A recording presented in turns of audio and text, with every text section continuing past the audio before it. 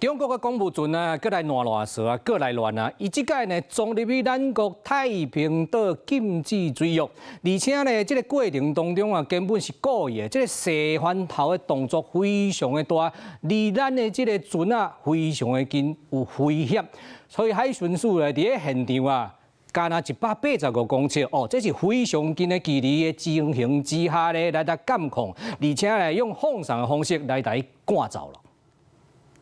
中國公務船親門大戶，昨早起差不多7點半，頭一擺進入太平島禁止水域，閣辦2擺唔驚危險，惡野大角度的轉彎，過差不多1點鐘，閣駛入來太平島北邊2.1海里禁止的水域，對咱方船艦造成嚴重危險。海巡佇上方離差不多0.1海里的情形下，強硬甲放送趕走。透過不斷重複的違規違法行為，去創造這個新規範，這是中國一貫的做法。這個事情老是就是因為菲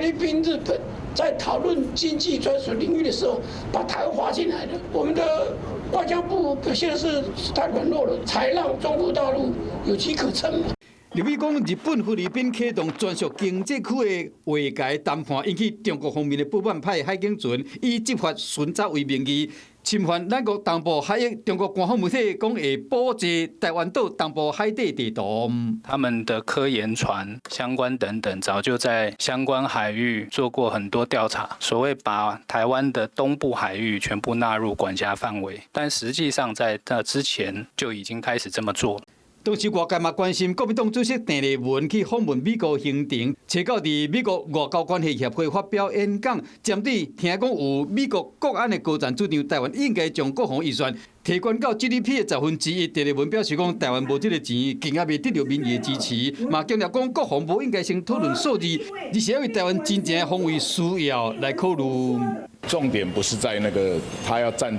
GDP 的多少，而是台灣目前實際的需求，國民黨都不願意支持。如果提高到10%，那什麼概念？那幾乎在80%-90%都是國防。啊，我看連在打仗的以色列都沒有這樣編啊。中共步步逼近，和台灣的國防、防線甲軍備變成目前上要緊的代誌。